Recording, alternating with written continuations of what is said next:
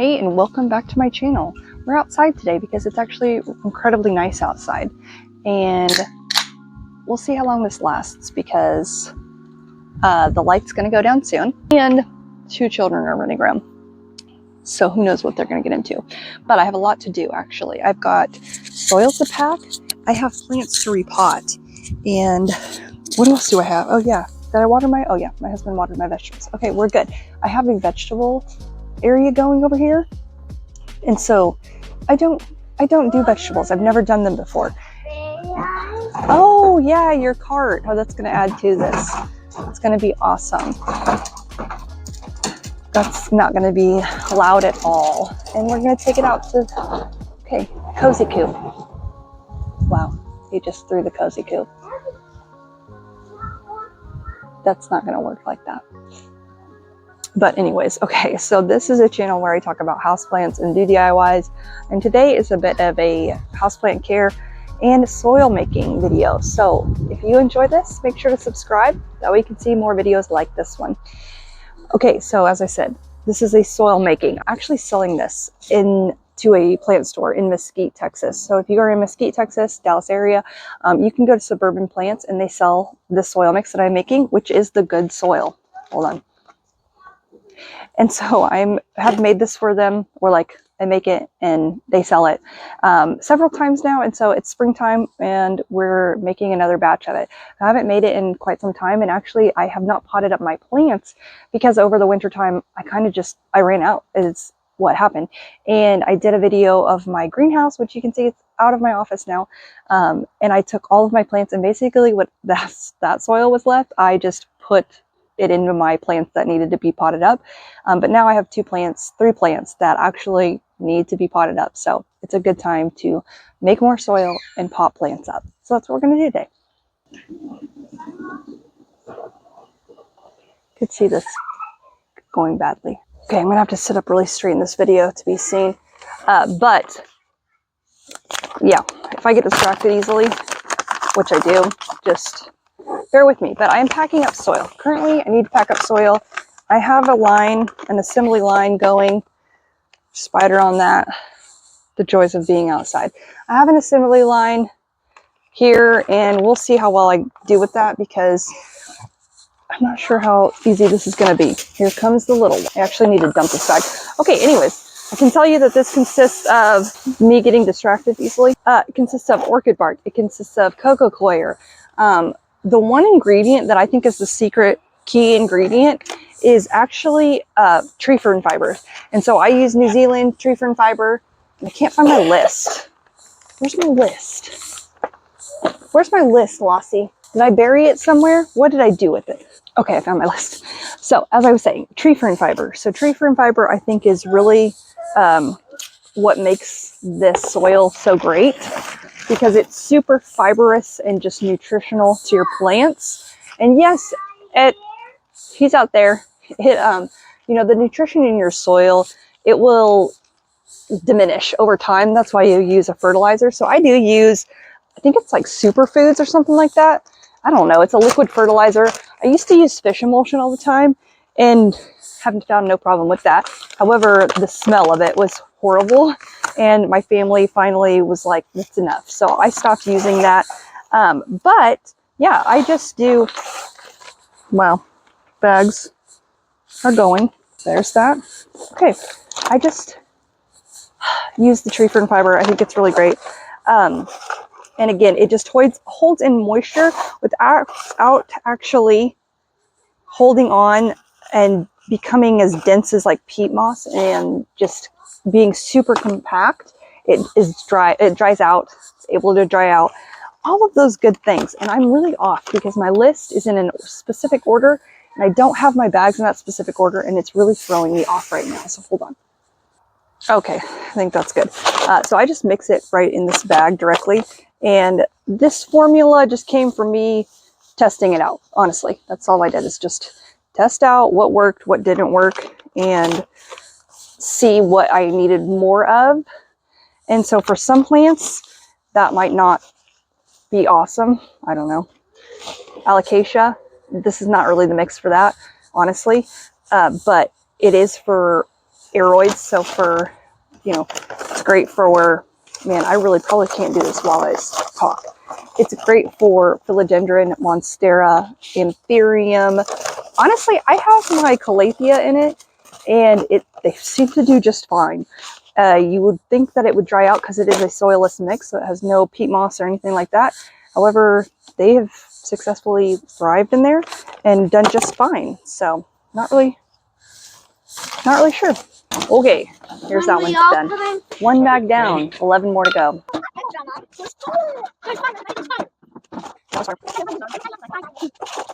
Now that everybody's left me.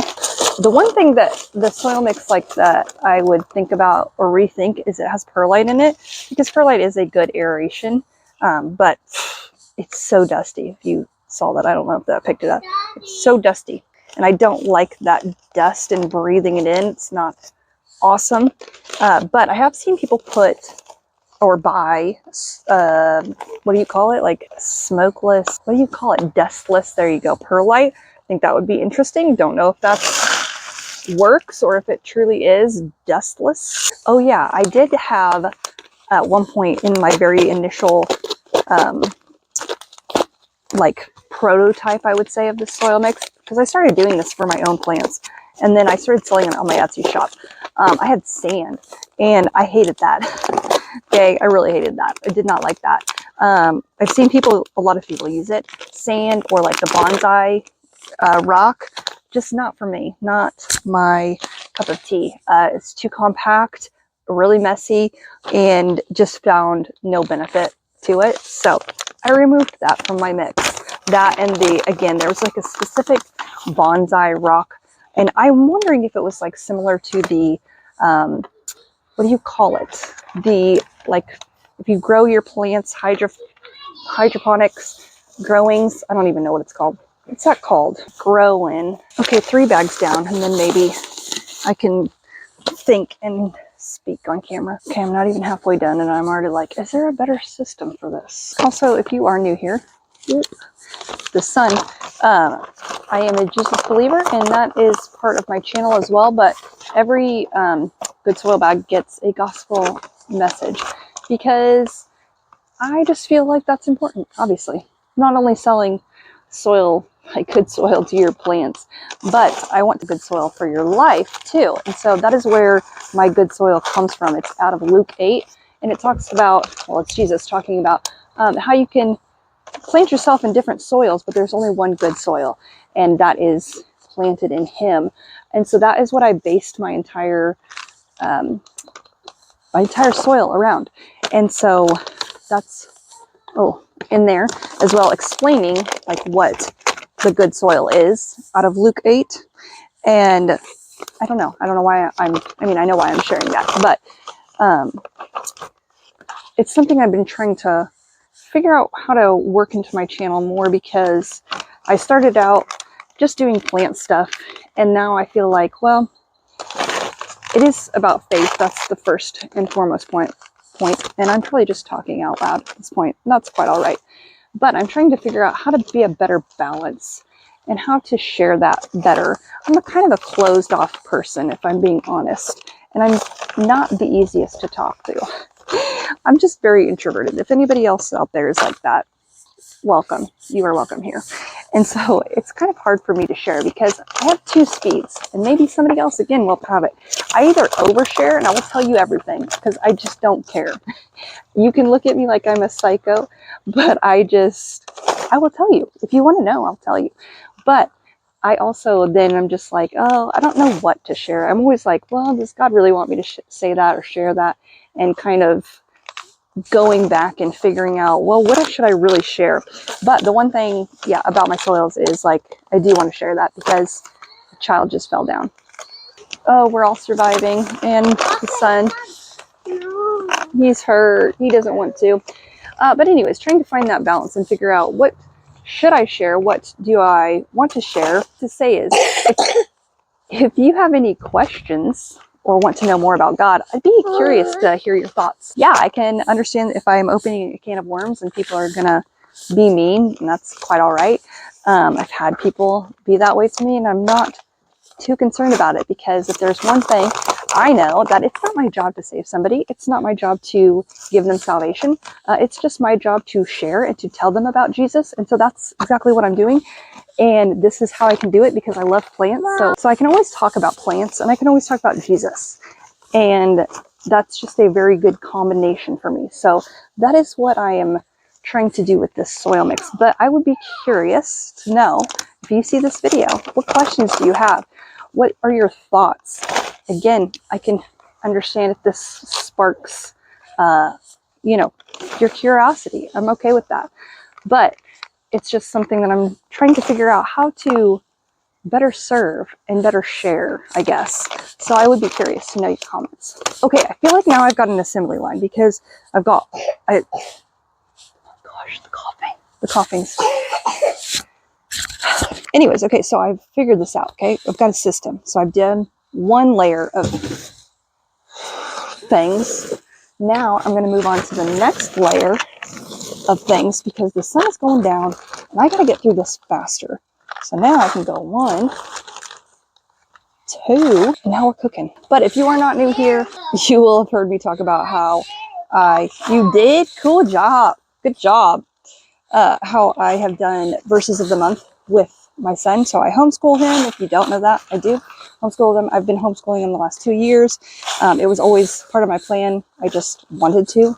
And so I've been doing that, but I have been trying to layer in the Bible with that and teaching him what it means, because as I have shared here, and if you don't know, your faith is your faith, and I cannot give that to you. I cannot give that to my son. It's not something that he can inherit. It is not something that I can pass down. He has to choose that himself. So a lot of people are confused and thinking that you are trying to force someone into believing. I'm not forcing anybody into believing because, again, as I stated, I cannot save anybody. Only Jesus can. I can tell you about him and I can explain him to you and give you more context and detail, just like my son. But I cannot save him. He has to make that choice. And if he chooses not to make that choice, it will be heartbreaking, but that is his choice. But I want him to make that choice to Jesus. And so I am trying to teach him and guide him and give him all the direction that I can. And so I have been doing that with the verse of the month. And so this month I have a new verse, and it is out of Romans. And I do love the book of Romans. If you have ever read the Bible, I would suggest starting there, or John. I love John. The book of John is a depiction of Jesus's life and his death and resurrection. And I think that that is a great book to start in as well, just to know backstory and who he was. But I also think Romans for life is a great understanding of what it means to be saved and have salvation. And so Romans 8:6 talks about how to set the things, or to set your mind on the flesh is death, and to set the things on the spirit, which is Jesus, God, is life and peace. And notice that the things of the flesh is just death, and then Jesus is life and it's peace. And that is something that the world cannot offer. The Bible talks about that. It's something that only Jesus can give, true peace. If you are not following Jesus, your life might feel chaotic, and you might find peace in like meditation, and you might find it in medication. That was me. You might find it in therapy. Did that. You might find it in people and a lot of different things other than the one true God.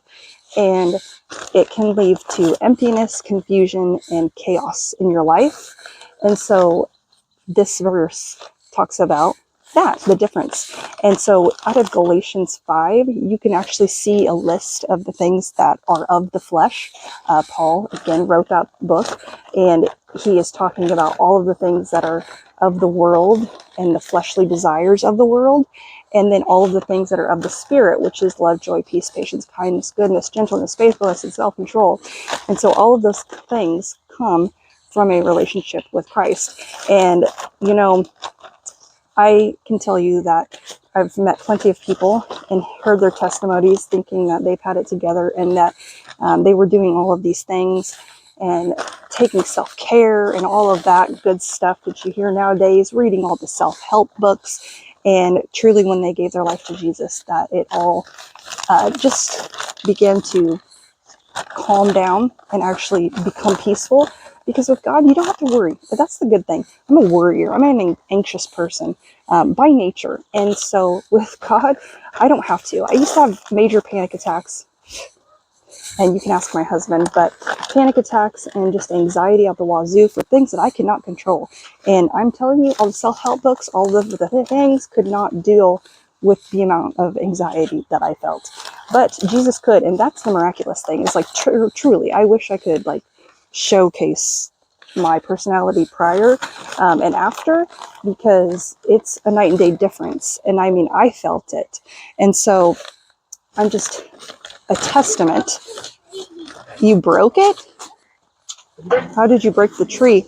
Okay, well, now they've found a spider. But anyways, hold on. Mama, right there. Oh, yeah. But it also talks about how in Matthew 6, Spider can fly. wow, Jesus' Sermon on the Mount, it talks about how you don't be anxious for tomorrow will bring its own worries. But even God who clothes the lilies in the fields and the birds of the air and all of that, like who loves them and cares about them, like won't he clothe you? And that verse has really resonated with me for various reasons, because I did used to worry about all of that stuff. But now I worry a lot less. Does that mean I'm perfect? Absolutely not. Does that mean that I still focus on things of the flesh?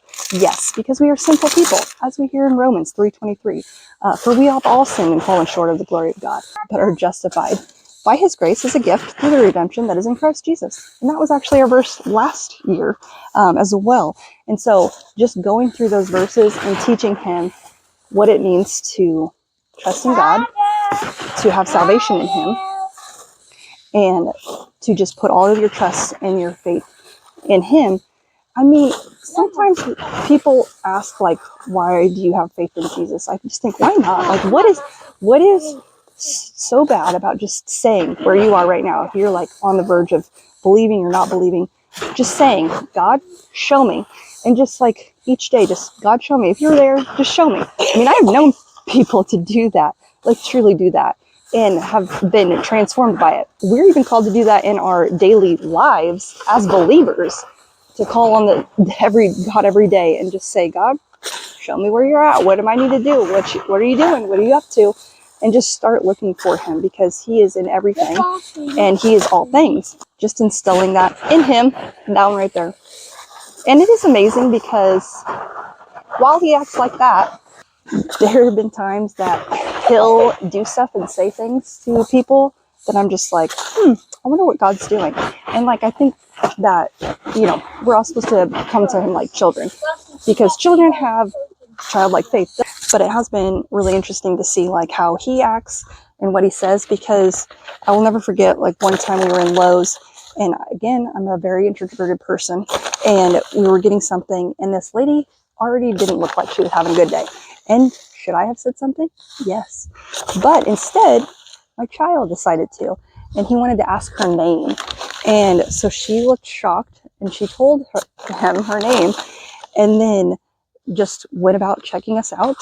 And we were out the door, and she comes running after us and is smiling and happy seeming, and hands him a toy and says, thank you, have a good day, or whatever. But I'm like, she came running after us. Like, we were already gone out the thing. And so it's like something as simple as that. Like, was she asking to be seen? Was something going on that she was just sad and just needed somebody to ask her name? Things like that he just kind of picks up on. And I think that a lot of children do. And if we encourage them and teach them and show them how to do that, I don't know, I just think that's pretty amazing. Did I do? Okay, sorry. Thought I was doing it. And so that's what I'm trying to do. I'm just trying to teach him to be open and aware to what God is saying and can do through his life, because I think that it is incredible.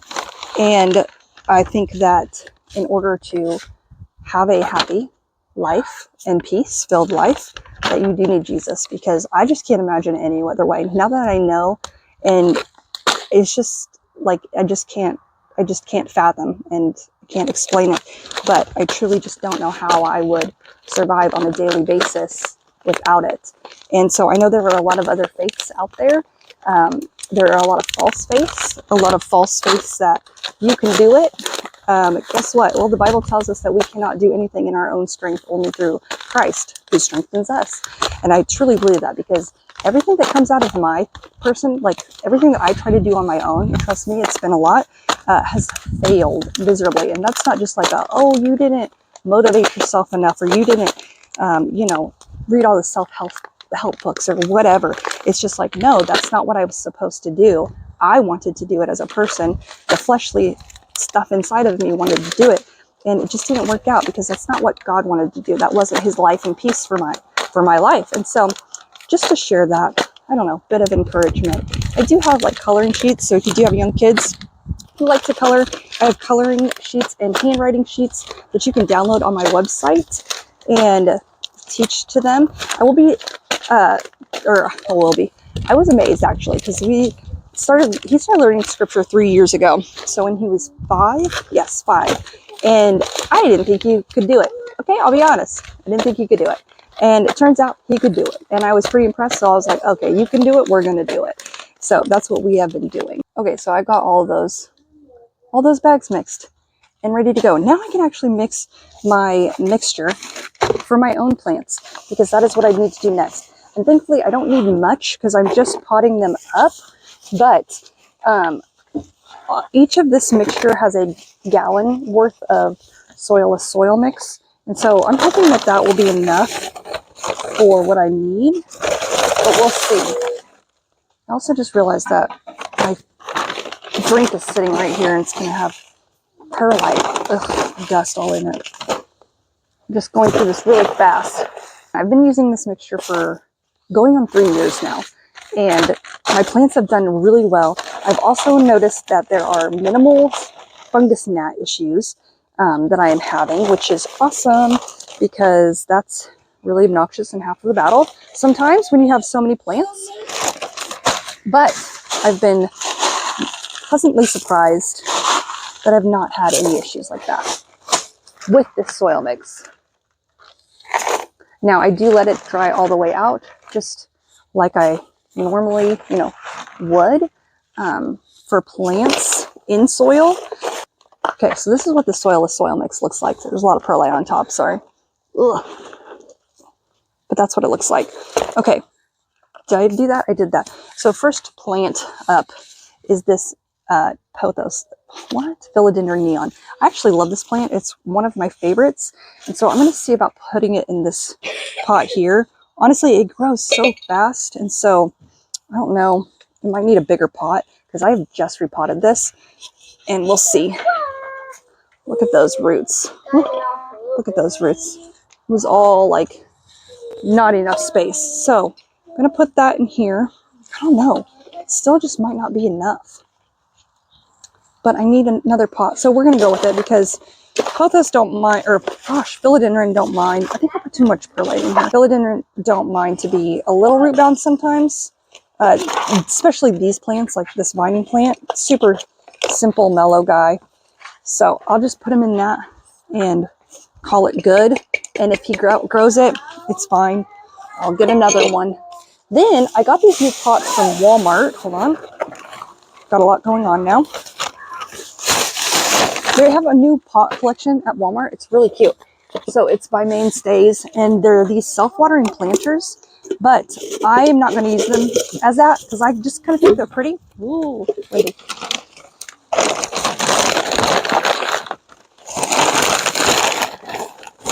I just think they're pretty as is. This is plastic. I have done a DIY version of a self-watering planter that is just like this. And I do have it on my channel if you're interested, in my shorts. And because pots like these, there was a pot like this at Anthropology, and that's where I actually got the DIY idea from. And it was like $60. My other plant that I'm going to do is this Epiprimnum variegated giganteum. It's not so variegated, and I'm starting to wonder, and have been wondering, if it's a, what do you call it, a temperature-based variegation. But it's growing really well, and I'm going to pot it up because I'm just watering it too frequently. So that's a tip if you are needing to, or if you're watering your plant a little too much, you feel like, check the root system, because it could just be that it needs to have more soil to root ratio, and it might be time for a pot up. So that is what I'm doing for this guy, because he's growing really well. It's just the fact that there's no variegation. So this is the variegated form of it. It's beautiful. This is what it started out with. This is where we're going. Nowhere. Kind of like a Jose Bono, or no, I mean, sorry, a, what are these called? Periso Verde, philodendron. Okay, last one, hold on. Okay, my last one. Yep, this is my last one. This is my gigantic queen. Hold on, gigantic queen, really big. This is a self-watering planter that I did for it and made, whatever. It's not a pretty one by any means. This is plastic pot. This is ceramic, more coughing. The leaf has started to get really bad, and it's honestly not really sure if it's a watering issue or if it's the fact that it needs to have more space. So I keep water in this, and then once this goes down, which there is water in it, it's not a lot. Once it goes down, then I let it dry out for like 2 days, and then I will fill it back up with water, and it takes in the water. And I have a whole tutorial on how to do this. So if you want to go to see the specific one, you can check that out. But these ones, I don't think this is going to be big enough. Actually, hold on. Yeah, this is not going to be big enough for it. You need a 10-inch. Okay, so this one would have been great because you just fill this with water. The terracotta soaks it up. It does not have drainage holes because, again, this is like a self-wicking system. Terracotta is a porous material. So I've got this one here. Now, ow, I really just pulled my flippity-doo-dah leg hamstring on that. Ow, lifting that guy. Oh, that was a terrible. And I hit my hands on the tree too. Really? That stinks. Okay, anyways, should work out more. But this might be a bad idea because these guys don't like to dry out. The queens specifically. I have an Anthurium clarinevrum, and I have an Anthurium beechii, and little spider, and it does not mind drying out. These guys, however, do not like it. And so that is why I placed it in the self-watering system, because it just does a lot better. But in this case, I could not find a self-watering planter large enough for this guy, which his root system is really good. And so I'm damaging his leaf a lot here just by repotting this. But I'm going to try and keep some sphagnum moss at the top of it. I have found that, what is happening here? We are going crazy. I have found that that helps just to keep a bit of the moisture on the top. And then I'm also going to add in a lot of more cocoa coir just to keep that moisture, because again, they like it. They don't like to dry out. I also found that these guys don't like the heat, which I thought that was interesting because they are a tropical plant. But I read somewhere that they don't like to deal with high temperatures. And now that's like 90-degree high temperatures. But even if you have them in a home and it's super dry, they like a lot of moisture and a lot of humidity.